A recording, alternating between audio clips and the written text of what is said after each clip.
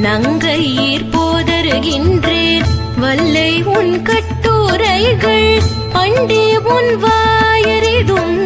வல்லீர்கள் நீங்களே நானேதனாயிடுக உல்லை நீ போதாய் உனக்கென்ன வேறுடைய